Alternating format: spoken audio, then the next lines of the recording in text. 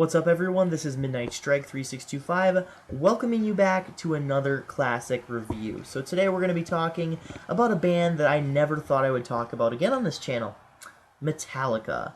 And for those of you who are new to my channel or just haven't seen my Justice review, the reason why I don't go in depth about Metallica is because I've seen so many reviews and I feel like it's been done to death. Everyone is pretty much saying the exact same thing about every single album, and I feel like I have nothing new to contribute. But I do have a few differing opinions on their sophomore release, and that's partially why we're going to be dialing it back to 1984 to review Ride the Lightning right here. And even though I don't really fully have the same opinions as everyone else, the majority of what I think about this album probably falls in line with that mindset of it being one of their best, albeit not their very best. But then again, I do want to get my opinions out on some other Metallica works as well, like this, Reload, Saint Anger, maybe Death Magnetic, but I'm not sure. I just don't want to go into a full-on discography review of them, because like I said, done to death, so I'm not going to bore you with that.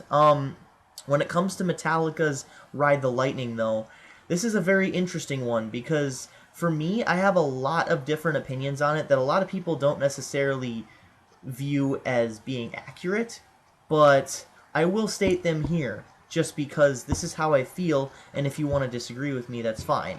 But before that, let's go into a little bit of history. This is the last album where Dave Mustaine contributes to the writing credits on two songs, actually. Ride the Lightning, the title track on the album, as well as The Call of Cthulhu, which is an instrumental that is nearly 9 minutes long. And this is one of my favorite instrumentals. This is the first instrumental that I actually got into from the band at a time where I thought that pretty much all music should be simplistic or very formulaic, because I was mainly into hard rock when I first started listening to Metallica. I was listening to bands like Bon Jovi, AC/DC, Aerosmith, and Cherry Pie by Warrant, Motley Crue. Wasn't really into the whole thrash metal scene. You know, my favorite album by Metallica was the Black Album, and I couldn't really get into Justice, so I was way different back then. I was about 14, so I will say this, though. This album right here single-handedly got me into the rest of Metallica's discography during a time where I couldn't get into songs that were over 6 minutes in length, just because I felt like they were too long. I was a little ignorant back then, but this album pretty much changed everything for me. With its songs that are very diverse, very fun to listen to, very heavy sounding, yet have that reverb in the back, but you can still just feel the bass thundering on songs like For Whom the Bell Tolls, especially in the beginning. It just shows the very, very heavy technical prowess that Metallica had back then. And even a little bit today with Death Magnetic, if you really want to consider that recent. That was already 8 years ago. Good God. Can't believe it's been that long since Metallica produced an album. But anyways, this album is very good. It's one of their best, but it's not perfect. I'm going to go into that in a little bit. Like I said, I hold a little bit of a different opinion when it comes to certain little aspects of this album, but they hold a very, very major impact on the overall production, on the overall feel of the album. Speaking of production, that's actually one of the things that I wanted to get into. A lot of people feel like this album is just spot on, everything's where it needs to be, everything's hunky-dory, everything's perfect, but I don't think that this album has very good production. Hear me out, hear me out. This album sounds like they turned the reverb up all the way. James, every time he sings, it just echoes in the background over and over again. The distortion is just up way too high. It sounds very, very thin when it comes to the guitars and the production. It doesn't have a full sound like Master of Puppets. And the overall just sound of it sounds like it was recorded in an echo chamber or an echo room, much like an album that would come out a year later by AC/DC, Fly on the Wall, which sounded very similar in terms of production. Except I think even Fly on the Wall had more full sound than this. But that's not to say that this album is bad, mind you. Like I said, it is one of their best. The song structures, the diversity, everything on this album is spot on where it needs to be, like everyone else is saying. But I just think that the production really mars what would have been an otherwise phenomenal effort. by Metallica. And I think if they would have maybe spent a little bit more time tweaking it a little bit, they could have gotten a product that was just as good as, if not a little bit marginally better than, Master of Puppets. So really, that's the only flaw I see with this album. Some of my favorite songs on this album include the more well-known songs, such as the title track, Fade to Black, Creeping Death, and For Whom the Bell Tolls.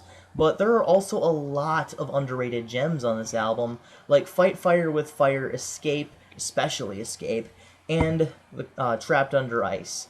I think Escape, especially being one of the more underrated songs on the album, has only been played live a couple times, handful of times, the first being in 2012, nearly 28 years after its debut on Ride the Lightning in 1984. So we've never heard Metallica perform this song in their prime the way it was meant to be heard, unfortunately. So we're only going to have to settle for second best, 2012, on the Orion Festival. So I've never seen Metallica live. I'd like to see Metallica live, but preferably performing a new album. I don't know if they're ever going to release anything, but like I said, I would love to see them live, but I do acknowledge that they're not in their prime anymore, and they're not going to do the songs justice, no pun intended, probably, more than likely, but they probably still can put on a very good live show and make it well worth your money. So don't take that as me bashing Metallica or anything. No band sounds as good as they did in their prime, with the exception of maybe a select few, especially if their prime was over 30 years ago. So, I mean, it's 2016 now, and this album came out in 1984, excuse me. Yeah, they're not going to sound as good as they did when they were, like, 18, 19, 20-some years old. It's just not going to happen. So, this album is very good. Like I said, it's a great, outstanding effort from Metallica, released in their prime. I would probably rate Ride the Lightning right here a 9.5 out of 10. I think it ranks right up there with the other two that I reviewed, Justice and Master of Puppets. This is the third best, in my opinion. It's my third favorite. But we're here to talk Ride the Lightning, 9.5 out of 10. Outstanding effort. It's got marginally poorer production than Kill 'Em All, in my opinion, but Kill 'Em All wasn't that much better, I suppose. Musically, though, musically speaking, it is a vast improvement over Kill 'Em All, musically speaking, even though it has less songs. But it definitely has that aspect to it, that angle. You can definitely say that. So, this is Midnight Strike 3625.